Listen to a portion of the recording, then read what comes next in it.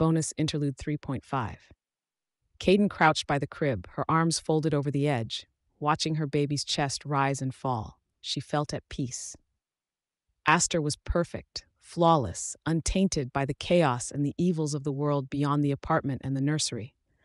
Even in her waking moments, she wasn't overly demanding, quick to reduce her wails to quiet whimpers when she heard assurances that food, company, or a diaper change were on the way.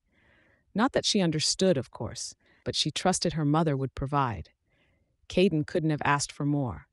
Literally, there was nothing Aster could do, have, or be that would make her better than she was. In an odd way, Caden supposed, she took refuge in Aster. She found succor in the company of her child, in the midst of a world she had little hope for. It took willpower to force herself to step away, to quietly step from the nursery and half close the door behind her. When she saw pudgy 15-year-old Theo sitting in front of the television, she was momentarily disoriented. Then she felt a stab of guilt. She'd forgotten about the boy, in the midst of caring for Aster and her preparations for the night. "Theo, I'm sorry," she spoke. The boy had been captivated by the final votes of some reality TV show, but he didn't give a second thought to muting the TV and giving Caden his full attention. "I've been so preoccupied, I haven't fed you." "It's okay," Theo answered her, breaking eye contact. It wasn't. "Look, I'm going out." "In costume?" "Yeah," Caden replied. She tried to read the expression on the boy's face, but Theo was a stone wall. He'd had to be, really, with what he'd grown up with. Resisting the urge to comment or push the boy to offer some commentary, criticism, or support, Caden continued, "I'm leaving you $30 here on the kitchen table. If you want to use it to order out, please feel free. Otherwise, raid my cupboards, my fridge, or use the money to go down to the convenience store in the lobby, okay? If you decide to rent a movie, leave it here for me to take back. I might want to watch it." Caden smiled, trying to coax a matching expression from him. "Okay," Theo said, his face blank. "When will you be back?" "In time to take you back to your dad's," Caden almost said. Then she had an idea. "I might be late. Would it maybe be okay if you spent the night?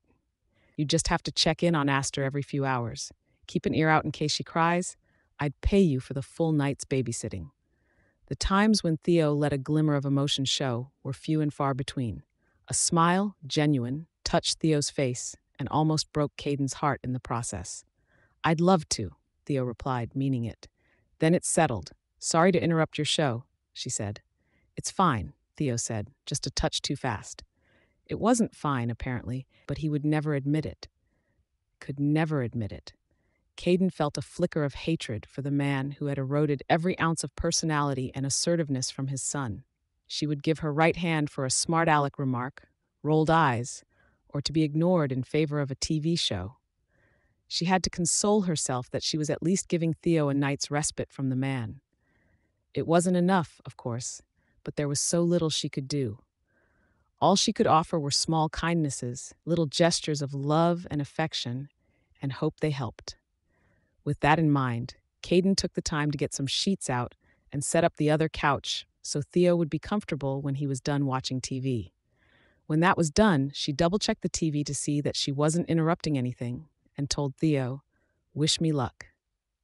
"Good luck," the boy replied, in a tone that was all affectation.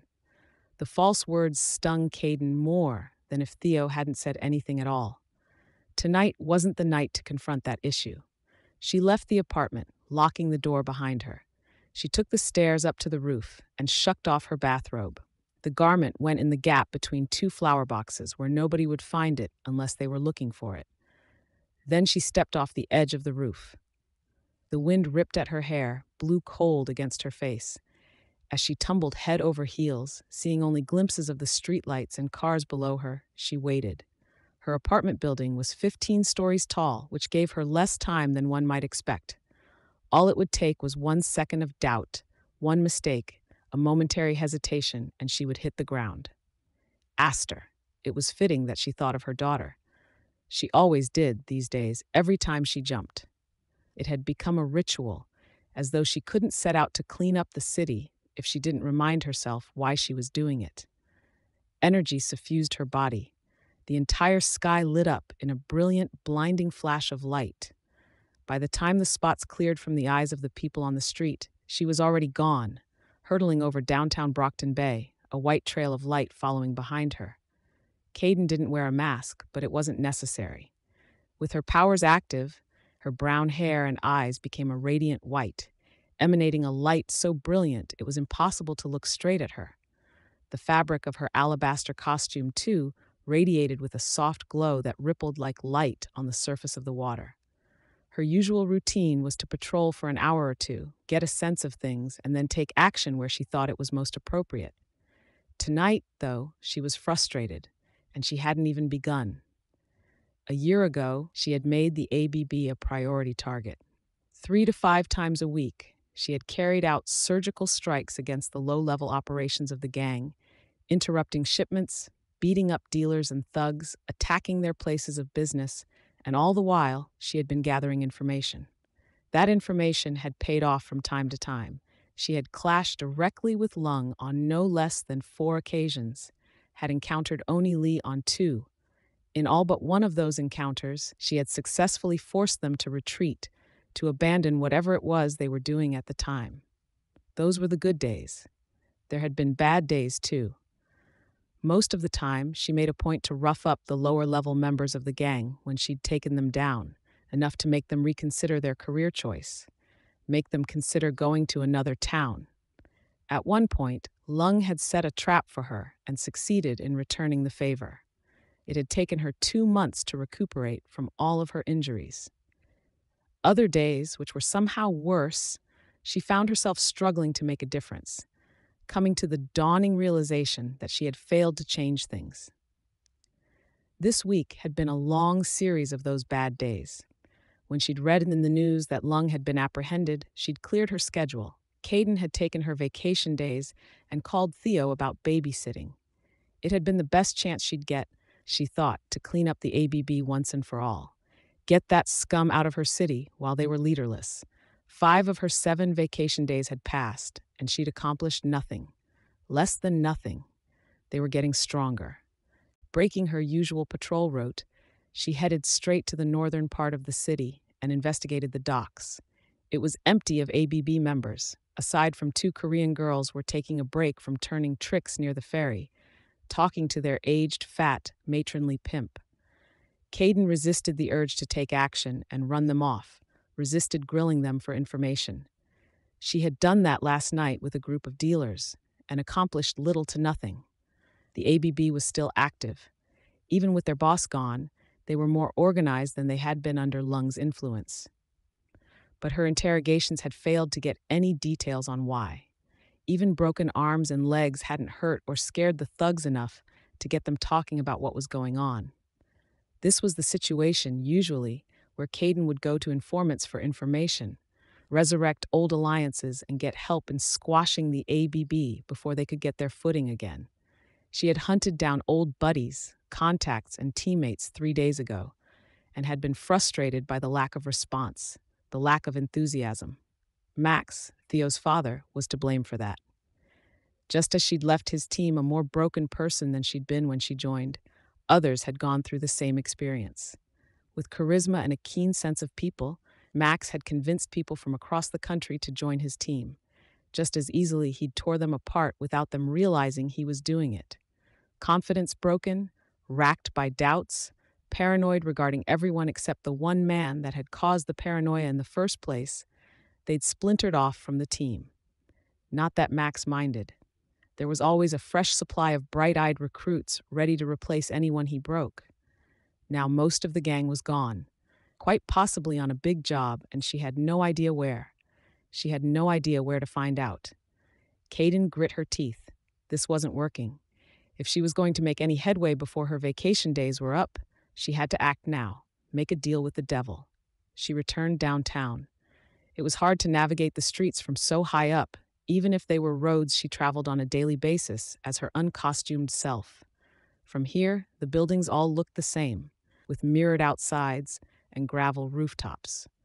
Twice, she circled around the top floors of the wrong buildings, looking for the logo set on the side of the building would mark Max's building apart from the others, the black crown against a red and yellow background.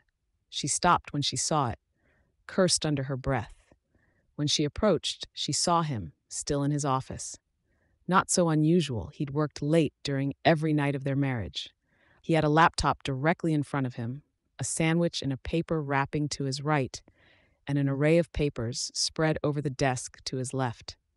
He swiveled around to face her as she got close to the window, smiled softly. Damn him, he was 5 years older than her, pushing 35, and he was still the best-looking man she'd ever looked in the eye.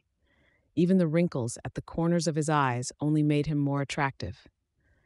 He'd taken off his tie and suit jacket, and the sleeves of his shirt were rolled halfway up his forearms, forcing her to note he was still working out. He waited, his hands clasped over his stomach, the faintest expression of amusement on his face. She knew he was capable of opening the window to his office. He was waiting for her to ask to come inside. It was the sort of little power game he was so fond of. On another night, she would have tested her will against his. To no avail, usually, but she would have tried. It probably would have ended with her flying away, making it clear she could do without his assistance. Tonight, though, she felt the frustration of her fruitless vacation and brought herself to reach out and knock on the window. Before she could rap her knuckles against it a second time, it clicked and opened upward. She navigated her way around it to make her way inside. He hadn't seemed to move a muscle when he opened the window. He liked little demonstrations like that. She set foot on the carpet of the office and let the light glowing from within her fade. Her hair stopped stirring and writhing in response to the energy rippling through it, going limp and turning brown. Her eyes dimmed to their dark hazel color. She could hear a click followed by the faintest of hisses as the window slowly closed behind her.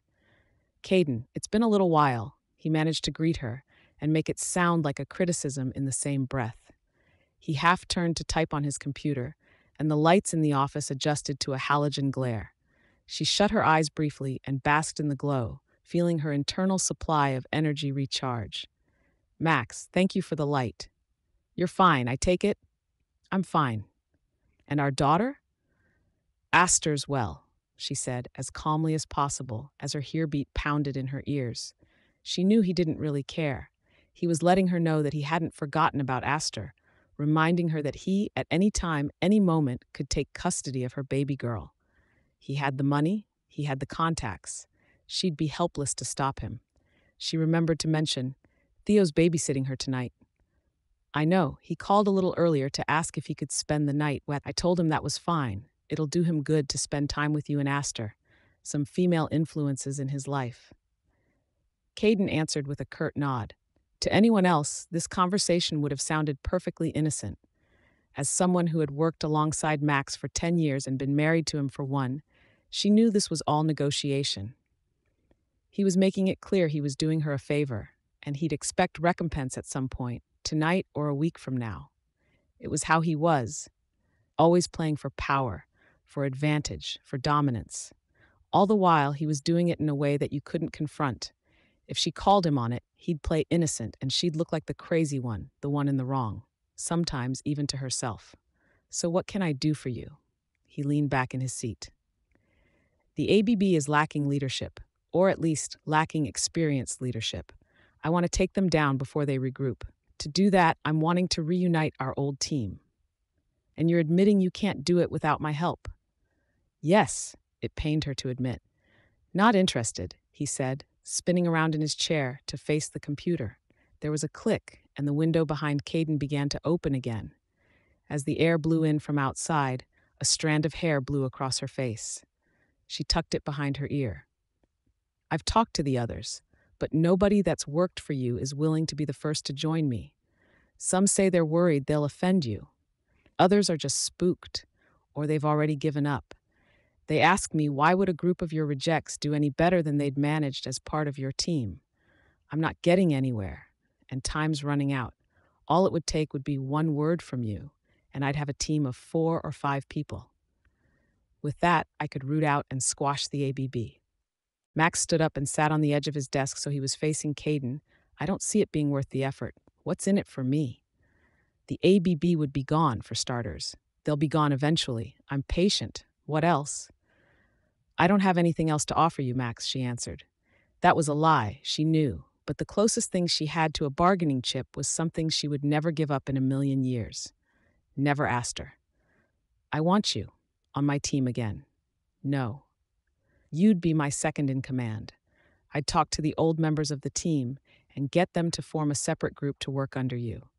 You'd double check with me on anything you did, but other than that, you'd be completely autonomous, free to use your team as you see fit. Other than that, she thought, as if it was inconsequential to be checking in with him on every move she made. I don't agree with the way you do things. I don't want to be associated with you. He laughed, throaty, deep, rich, while she stood there in stony silence. Caden, he said when he'd stopped, you're already associated with me. People say our names in the same breath, even when we haven't worked together in 2 years.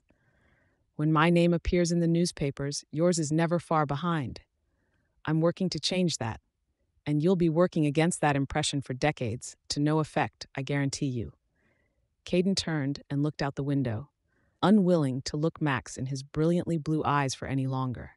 He continued, and she knew he was smiling smugly at her even without looking at him. Regardless of our different methods, we always shared the same goals: to clean up this filthy world of ours. You do it by putting drugs on the street, stealing, extorting. I can't agree with that. I never did. It doesn't make any sense to improve things by making them worse. Max smiled. It's ugly on the surface, but it's more money, more power, and it gives me the leverage to really affect things. The only people I hurt are the same people who caused the problems in the first place. It was a refrain she had heard often enough before. She folded her arms. He changed tactics. Let me ask you, would you rather be doing things your way, failing to change things, or would you rather work under me and make a difference?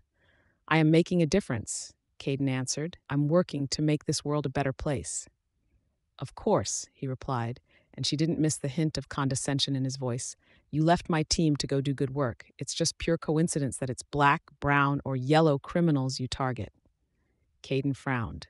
Hard to avoid when the only notable gang of whites is yours. Some old friends and allies of mine still work for you. I can't go around attacking them, can I? I'm working to improve our city, but I'm not going to beat up people I've been out to drinks with.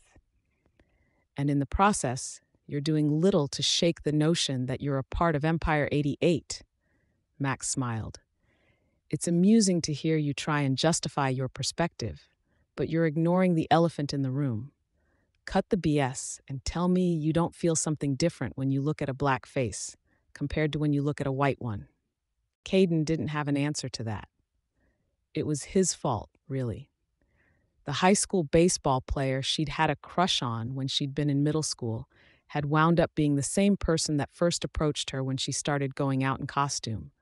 Blinded by his good looks and his way with words, she'd been swayed, convinced of his way of thinking. She'd tried to change her outlook since the divorce, but she had seen a great deal in her 10 years as a member of his team. It was impossible to look at the city now and ignore the fact that too much of what made it an uglier place to live and raise a child in could be traced back to the same kinds of people. Sure, the whites had criminals too, but at least they were fucking civilized about it. When no response was forthcoming, Max said, "That's what I thought. However, our methods differ. Regardless of whether you're willing to admit it out loud, I think we share a very similar perspective. My offer is this: let me prove my methods work. Join my team, serve as my second in command for 1 more year. Only person you answer to is me, and I give you a team of your own.